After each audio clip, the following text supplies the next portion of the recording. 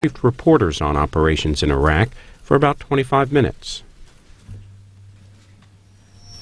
Good afternoon.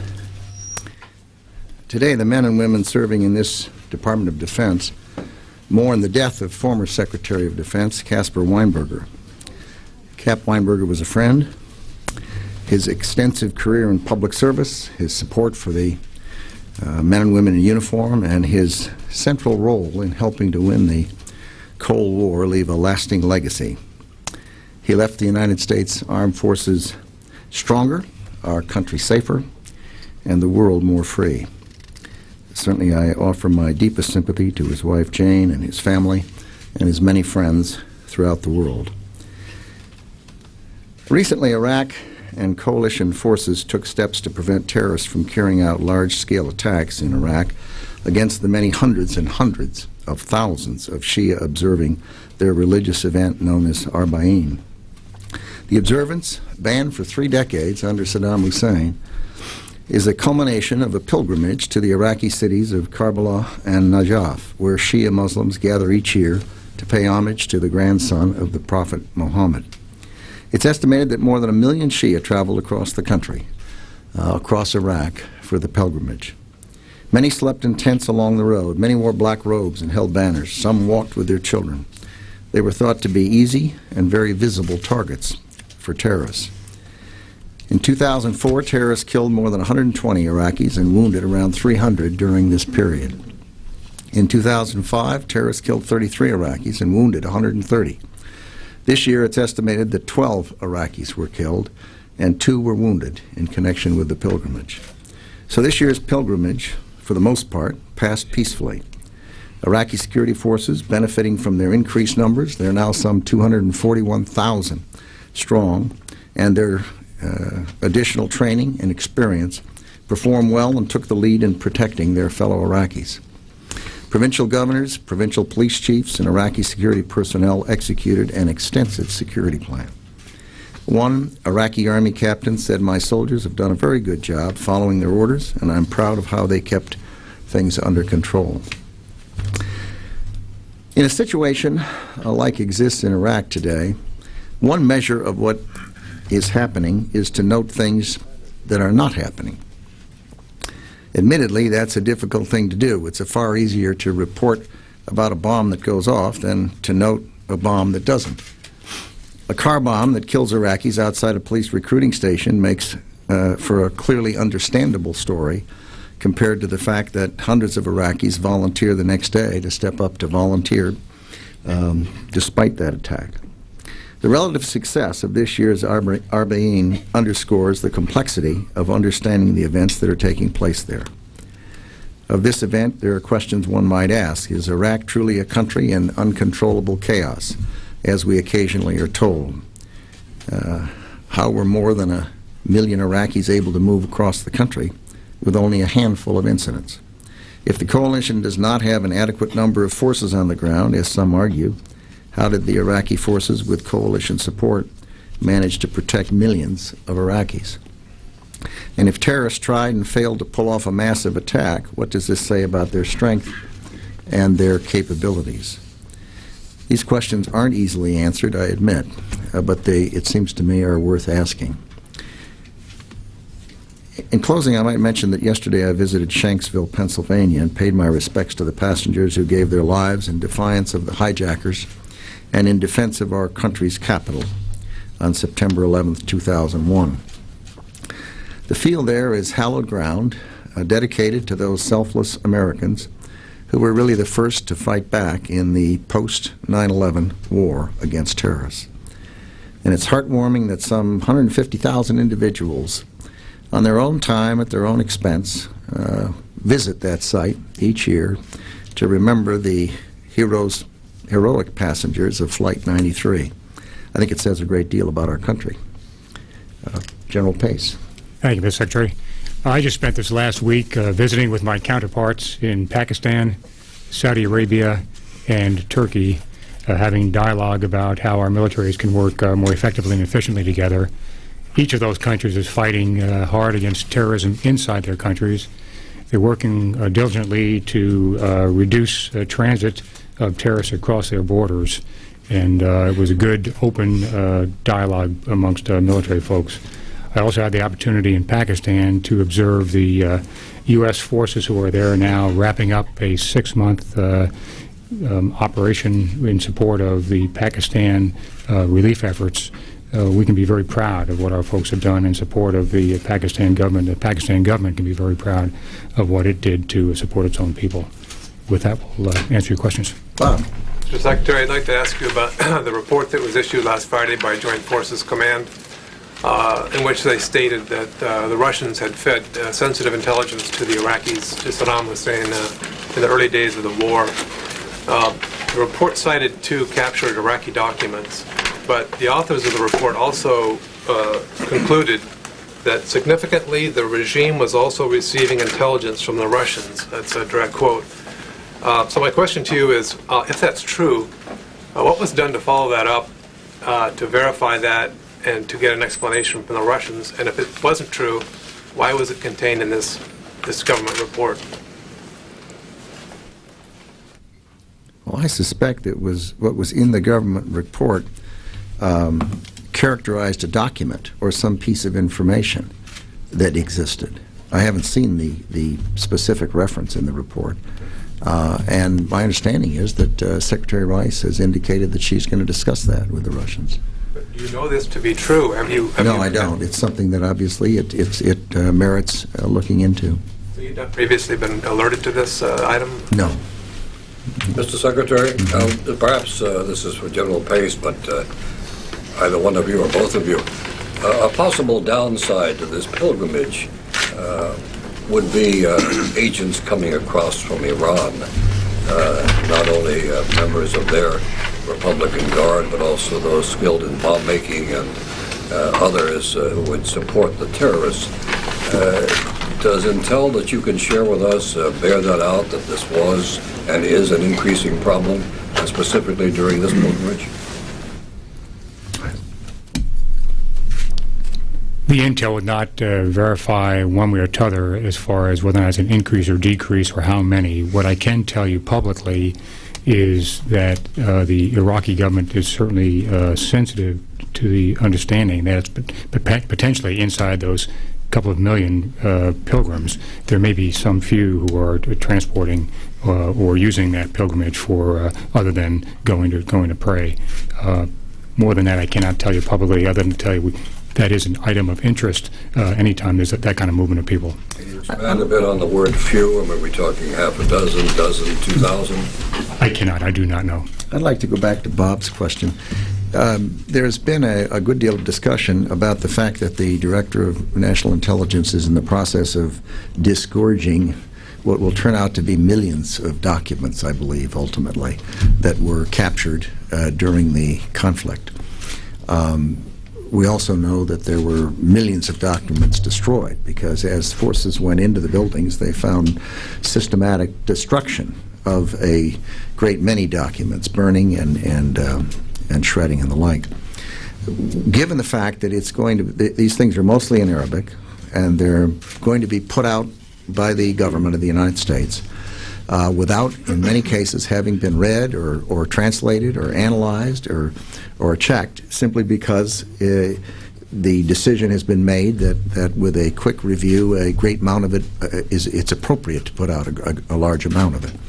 That being the case, there's going to be all kinds of things raised and questions raised.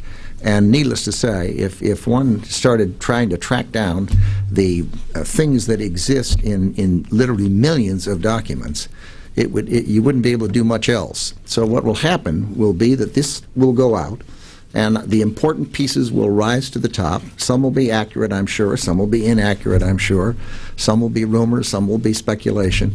And people will have an opportunity to let the truth win out over time. And we'll find out what actually took place. Last week you were briefed twice on this report.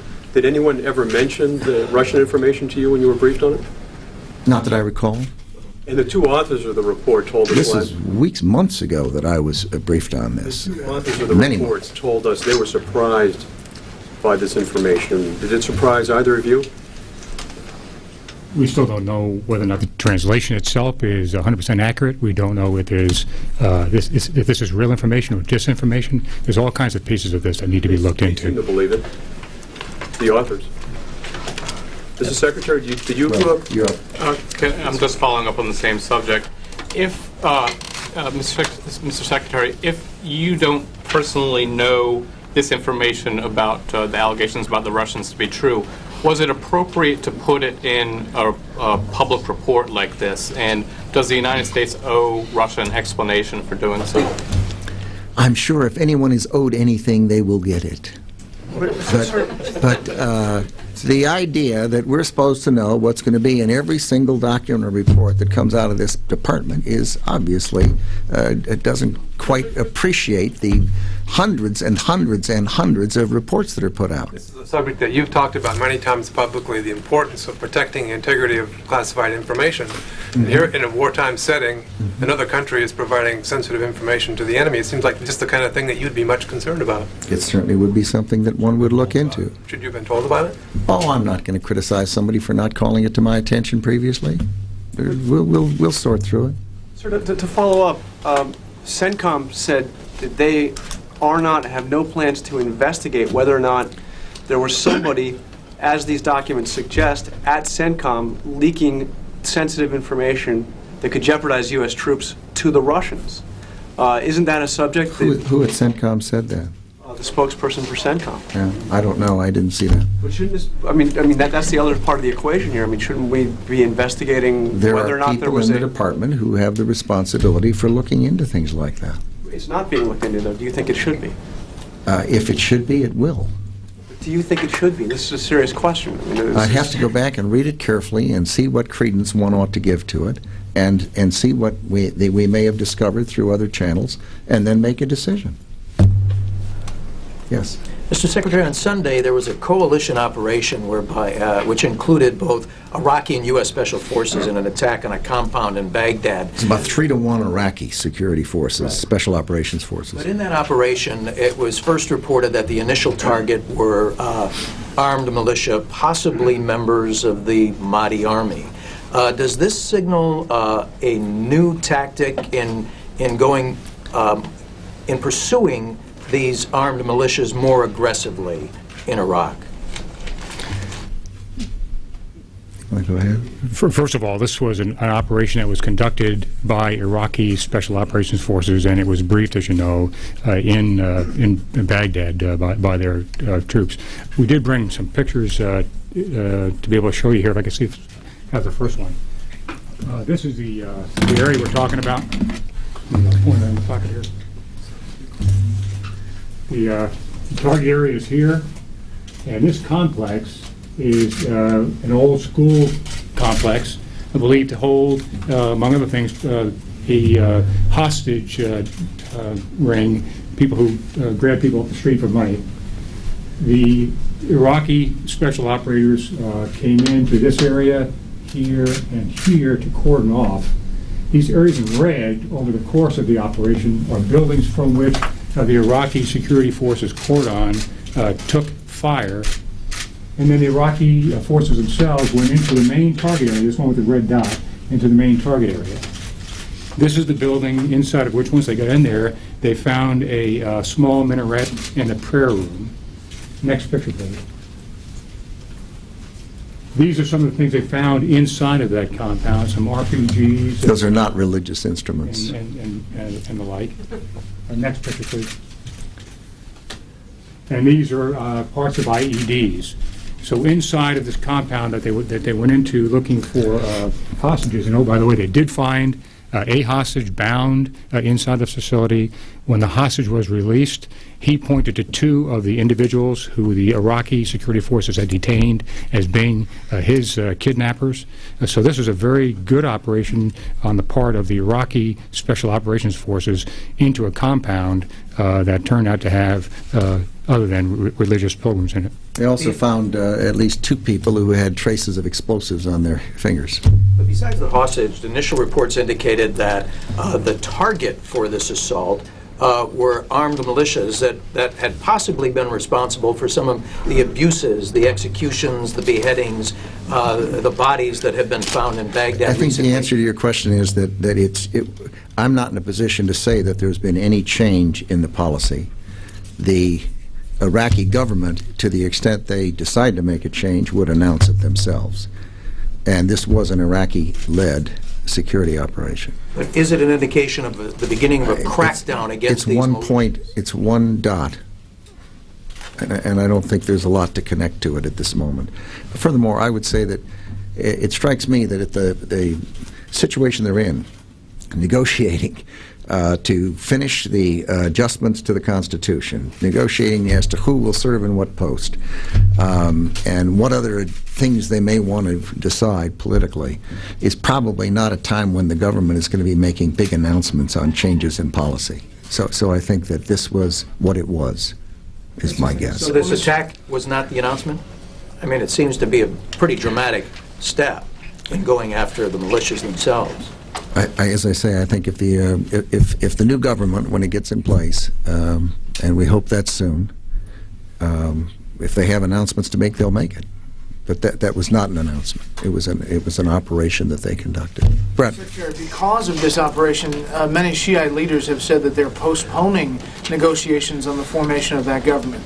You've been concerned about that delay. Do you have any message for them today? Well, I think they're now back talking. We just got off a secure video with the ambassadors Al Hilazad and General Casey and General Abizaid, and the discussions are going forward. And I hope they'll sort it out soon. It's important that the key political figures in that country recognize that 10 or 12 million Iraqis went out and voted, and it's their responsibility to fashion a government under that successful vote, December 15th, under their new constitution, which was ratified October 15th, and come forward to the parliament with their proposals. And the sooner they do it, the better. General Pace, just to follow up, sir, there have been mass kidnappings in great numbers, it seems, in recent days and maybe the past 2 weeks. Broad daylight. Is this a new thing that you're seeing from the enemy? Do you believe it's terrorists dressed as Iraqi commandos kidnapping these people, or are these kidnapping rings that, like the one you saw in this raid, perhaps? Not sure the extent to which the kidnappings are divided amongst terrorists and kidnapping rings. This operation clearly was designed to go after a believed location of a kidnapping ring. General Pace, what's your best military assessment and advice at the moment about the threat to Iraq's stability posed by Muqtada al-Sadr and the Mehdi militia? What threat do you believe they currently pose to stability in Iraq? And what's your best military assessment, then, of the overall security situation in Baghdad? As I understand the intent of the Iraqi government, it is that all armed forces inside of Iraq will be national forces subordinate to the national government. Any forces that are operating outside of that construct are a threat to stability in the country. They need to either disband or become part of the forces that are loyal to the Iraqi government. If not, over the long run, the Iraqi government is going to need to deal with them. What do you think? What role do you think Muqtada al-Sadr is playing at the moment in this current violence and instability? What's he up to? Not clear.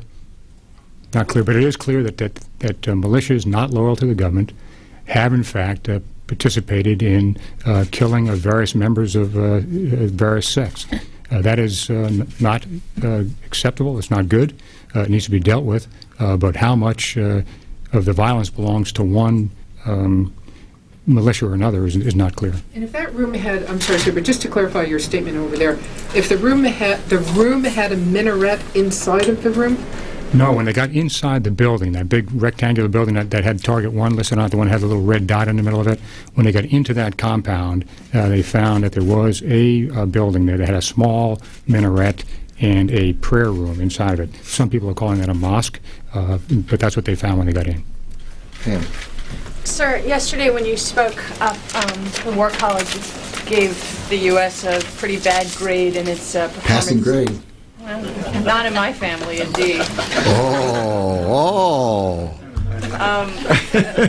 For the U.S. performance in the war of ideas, and I think this latest is maybe an example of how the other side is triumphing by turning this into an issue about a mosque. You've been very clear on what you think our responsibility is in the failure of the war of ideas, but what is going on here? How do you describe the problem and how do you fix it? It's a very tough thing to do. When something happens, the people we're up against are vicious and they lie. And they are obviously, they have media committees, they plan what they're going to do, they plan how they're going to manipulate the press, and they get out there fast and do it. And there's no penalty for that. Indeed, there's only rewards because the misinformation races around the world, while, as they say, truth is still putting its boots on. Our task is to figure out what actually happened. And that means that they've got to go in there and talk to people, and it takes time, and it takes 24 hours, 48 hours, whatever it takes, and they end up, some cases it takes weeks to figure out what actually took place.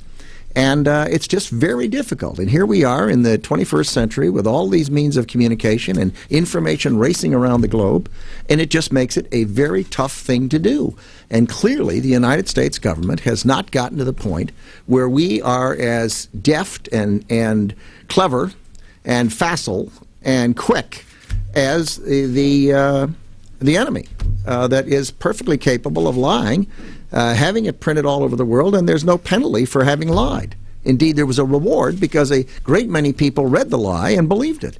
And it takes weeks and weeks afterwards to figure out what actually took place.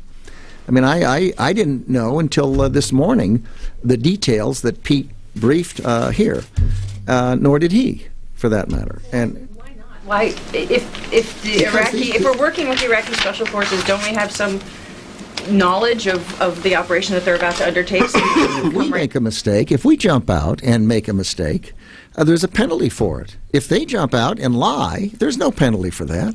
So our people, they go out on an operation. There were, I don't know, I'm going to guess 60, 80, 90 Americans, coalition forces, and 180, I think it was, Iraqi forces. And they go out on an operation, and they come back. And they then go about the business of giving a report as to what took place, that they saw these pieces. The next thing you know, out come the claims as to what took place. And that's all spread all over the world. And then you start asking, well, what really happened? Well, then you go to these people and try to find out what really happened. And it takes 24, it takes 48 hours. And I don't know any solution to that, except that, you know, if you live in a small town and one guy walks around the corner and lies to you one day, and he walks around the corner and lies to you the next day, and he walks around the corner and lies to you the third day, pretty soon you say to yourself, that's a liar. That's lying Joe. Don't believe what he says. Don't put it in the newspaper. Don't print it. Don't repeat it, because it's probably not true, because he's a liar. That the Iraqi people are so willing to believe this? Sure. Of course it's a problem. It's a complicated problem. And there's no one location for blame. And the D plus, I think I gave it, passing grade, is for all of us, in my view. It is not just for the people out there, or the people here, or the people on that side of the podium, or the people on this side of the podium. I think it's, goodness knows, we haven't figured out how to solve it, and we're trying. Why did you embed reporters with the mission? Yeah. Listen, the Iraqis can embed people anytime they want, and they do. Our people embed people anytime someone walks up.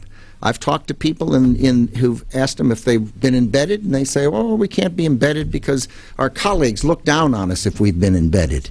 They say we're being spoon-fed and that type of thing. So were embedded when the war started. Of course, and they still are. Anyone who wants to. Do you want to go get embedded?